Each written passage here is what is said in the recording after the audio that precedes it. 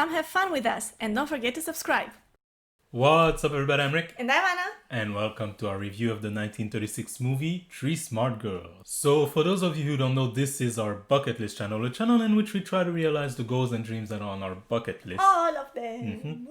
One of those goals is for us to watch every movie that was nominated for Best Picture at the Academy Award from 1927 to 2028, meaning 101 years of Best Pictures. As of now, Anna, we have watched 76 movies on that list, and the latest movie we've seen is the one we're talking about today, Three Smart Girls. Released on December 20th, 1936, this Universal Pictures film tells the story of three sisters who scheme to reunite their divorced parents before their wealthy father marries a conniving gold digger. So this pretty much says it all. This is the story. This father who's gonna remarry and the three daughters trying to stop him. It feels like, we've seen this kind of stories countless times, and probably at the time it was more, new as a concept. But watching it now, it kind of felt the whole time like, oh, this is exactly how you'd expect it to go. Yeah, exactly. It feels like a story, like a movie type of story. It's the kind of things that happen in movies. Yeah, Everything, definitely. you know, the way everybody falls in love, the way, conflicts are being created and resolved. It's a movie story. Yeah, everything is made in order to get you to laugh at a scene or to have some kind of emotion. And like, it doesn't flow as in this type of story would flow in real life, you know, but that's not the goal here. Yes. It's supposed to be funny. It's supposed to be entertaining. And I think it achieves that. It did, indeed. I think that it's a smart movie, much like The Girls. The story is convenient, the way the pieces fall into place for the story to advance. But at the same time, it's smart enough that it keeps you engaged. Yeah, exactly.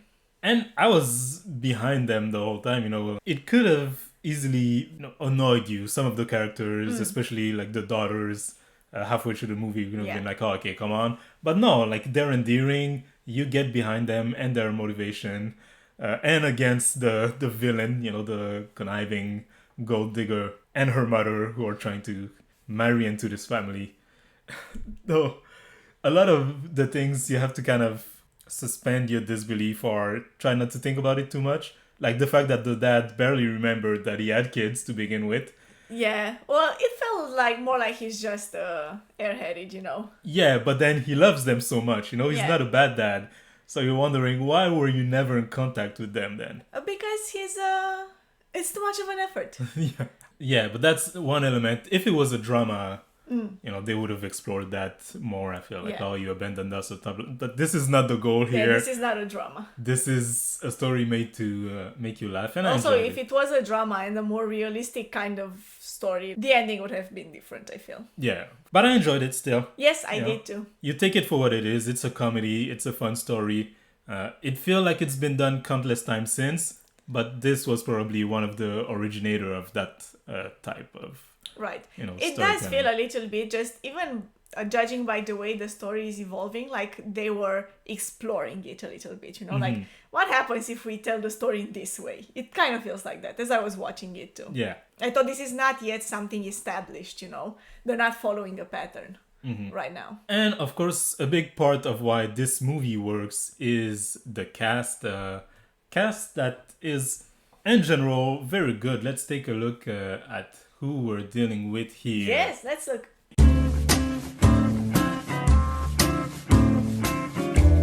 The movie was directed by Henry Coaster, and it stars Beanie Barnes as Donna Lyons, the gold digger. We saw her in The Private Life of Henry VIII. What did you think of her here? I feel like she really fit the role. I feel like she was a little bit plain as a character. She is the typical movie-like gold digger. She has no motivation other than she wants to marry rich. But it works, She's the villain, and you get against her very quickly. And she is, for a story like this, she is very villainous. Yeah. I mean, I feel like her mom was worse than her. Yeah, true. Then we have Charles Winninger as Judson Craig, which is the dad. I thought he was also very funny. Like you said, he's supposed to be the airhead character, and he definitely plays it like that. And so you kind of excuse some of his lapses in judgment concerning his daughters. Like, he gets convinced to kick them out after one day of them being there. That's kind of jerky, really? but... Yeah, exactly. Are you gonna do that? Yeah, he doesn't do it in the end, Yeah. you know? I feel like he's more so than being airheaded, which he is, but even more than that, I feel like he's a character who is really driven by emotions and you feel it. You know? Like, he doesn't, all of his decisions are done based of how he feels at the moment. Yeah. Or how the other characters make him feel. And that is what drives him, which is interesting to think that he's like a very rich guy, right? He's an investor or whatever he is, I don't know. Whatever the reason he got rich, but it seems like... So how do those things come together? Yeah. Another rich person in this story, played by Ray Milland, is Lord Michael Stewart. And one of the highlights to me... Yes, I loved his character. Yeah. So good. And it's so well played. And I like these kind of characters that are played with ease. It's like so... Smoothly, you know. Exactly. It goes like naturally. Every line that he says, you know, you believe in it. You believe in the delivery. You feel like he owned the character. And of course, the movie is called Three Smart Girls, so it stars three smart girls. Nella Walker as Dorothy Craig, Barbara Reed as Kay, that was her first feature film, and Dina Durbin as Penny, also her first feature film, and actually the film that made her her star, started her career. Really? So without Penny, I'm gonna focus on her rather than the theater, because there's a lot of the focus of the movie is right, she's at the center of it Yeah. more than her sisters. I feel like her character, again, very movie-like, is just perfect in every way, including the imperfections, you know? Yeah. Like, all of her faults are purposely put there to just make her character perfect for the story. Yeah. You And know? also make it, you know, a more endearing character too. You know, even when she's like, oh, when I get stressed, I bite my nails, or like how hard she fights with her sister. Like she says, I'm not pig-headed, I'm strong-willed. Yeah. But it just makes her, you know, cute, or like a character you can attach to. You know, yeah, true. yourself to, like, oh, I'm behind her, go get them. One thing though is she does a lot of singing in the movie, which she was good at, but there was a like contrast in the sound mixing, and I know we're in the 30s, so it's difficult, but we've seen other movies I feel do it more smoothly than that. Here you could hear huge difference in sound quality between the recording of the song and when they were talking 5 seconds ago, you know? Right. About the singing parts, as I was watching the movie, at some point I was wondering, was that really necessary? Not that she can sing. You can put it in there and you can show her singing once, maybe twice, but she sings a lot. And it really, I feel like it's not necessary for the story. And she sings entire songs. Yeah, exactly. She doesn't just like, blah, blah, blah, like in a musical, they would say a few lines singing and then move on. You know? It's not a musical. It's just a movie. With songs. With songs in it, and she sings like the whole song. I felt like particularly the scene where she was with the police. Yeah. And then she's like, oh, I'm an opera singer, let me prove it to you by singing. And then she just sings and it goes on and on. Again, not that she's bad. Yeah. But the scene just drags and you're like, okay, we get it, you can sing. She could have sang just one like part, like the chorus or something like this. Why sing the whole song? Like, that's the feeling that I got. I don't know if that was their intention when they made the movie, but I felt like it was put there to highlight the actress. They put the song there because she could sing and not because they served the story in any way. The movie was at the time a huge box office success. And also critical success because it got 3 nominations at the Academy Award. That's great. Of course, nominated for Best Picture or Outstanding Production as it was known back then, Best Original Story for Adele Comendini, and Best Sound Recording for Homer G. Tasker. They won none of the award, but still nominations. It's nice. 2 sequels were made after this. Oh, okay. 3 Small Girls Grow Up and Hers to Old. Does it feature the same characters, like the 3 girls? I think the first sequel does, and then the last one is focusing on just one of the sisters. Okay, I see. So before we rank this movie, Anna, do you have any final thoughts on the movie? Any subject that you'd want to talk about? I think that one thing that I mentioned a little bit in the beginning is regarding the ending of the movie. And you know how I was saying that this is a movie type of story, or it has a movie type of story. And I feel like in the ending part is the one where you feel it the most, where everything just like works out in the end, you know. Even the parents, you know, Yeah, they meet the up parents again. get back together after, you know, they've been separated for 10 Presumably. years. Well, yeah, that's the feeling that you get. And then the two sisters, the older sisters, fall in love with rich, well-off guys. Yeah. And the gold digger is shipped off to Europe with a one-way ticket to never come back. With the count who's swindling her now. Yeah, exactly. Like, I feel like I don't usually like that much seeing something like this Hollywood in a movie. ending. Yeah, exactly.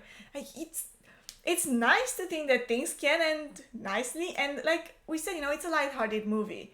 It's not too deep, it doesn't make you think about anything, but even then, an ending like this, like a fairy tale end like this, you know, if I see real characters played in the real life, you know, real life, it's hard to get it, you know, it's hard to get behind it. Yeah, exactly. So I would have liked to see some reality in it. Even when we were watching, you know, and they were saying, oh, mom is coming here, so like maybe she'll get back with that. I was thinking, even if he doesn't marry the girl, the gold digger, why would he get back with the mom? They're separated for a reason to begin with, right? Exactly. Like if that would have happened, you know, like in the end the gold digger is gone, their father is saved from this evil woman, but then he just sits them down and explains, look, your mom and I just didn't work out. It didn't work out before, it's not gonna work out now. And you know, that would have brought like some reality to the story. Or it's gonna work out now because things are different because of these and these reasons. But that subject is never brought up. They don't explain that, you know? either. Yeah, exactly. It's just like he sees her and it's like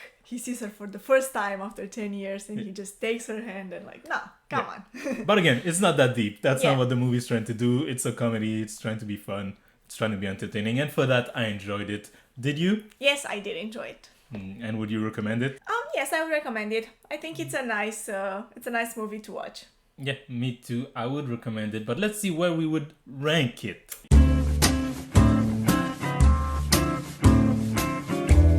So, and of course, for every Academy Award year, we rank the movies that were nominated for Best Picture that year. This is our 9th Academy Award ranking, the 1936 one. And as of now, the list is at number 8, Anthony Adverse. At number 7, Romeo and Juliet. At number 6, Live Old Lady. Number 5, The Story of Louis Pasteur. Number 4, Mr. Deeds Goes to Town. Number 3, A Tale of Two Cities. Number 2, Dodsworth. And number 1, San Francisco. So I am thinking I would put it maybe at number 6. Number 6 meaning above Live Old Lady. Yes. So what do you think? I was hesitating actually between that position and just the position below. And even maybe the position below that. So below Romeo and Juliet? Between those three. So Live Old Lady, Romeo and Juliet, and Three Smart Girls. So let's go over them one at a time. Okay. This versus Romeo and Juliet, what would you put Romeo below? Because our main issue with Romeo and Juliet was just that it was Romeo and Juliet. And a very predictable and expected form. The approach that they had on the movie making was interesting. I can see why it didn't work. It didn't work back then. It doesn't really work now. It's interesting to watch justify itself as a movie rather than a play. Exactly. You watch it and you think it should have been a play. Yeah. Exactly. Okay, I'm remembering our argument now. So, okay, I'll agree with that. So, Live Old Lady. Live Old Lady. I don't know if maybe I just put this one above just because it's newer.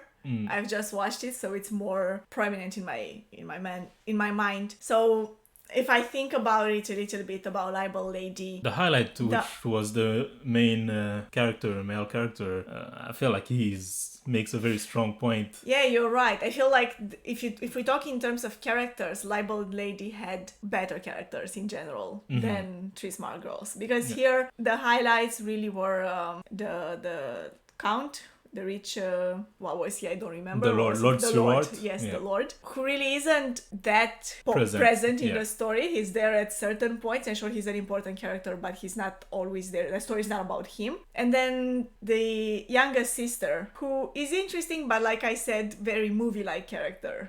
Whereas in Live Old Lady, the characters did feel more... They're a bit deeper. They have some motivation that can be dug into a little bit more complex, let's say. And it is also entertaining. You know, both those movies are just trying to entertain you with a fun story. And I don't think that Live Old Lady was bad by any means, just because it's low in the list there. It had issues definitely, but this movie also does. I would be tempted to give it to Live Old Lady. Yeah, I could see that. So we would put Three Smart Girls at number 7. Yes. Okay, so our new ranking is at number 9, Anthony Adverse. At number 8, Romeo and Juliet. At number 7, Three Smart Girls.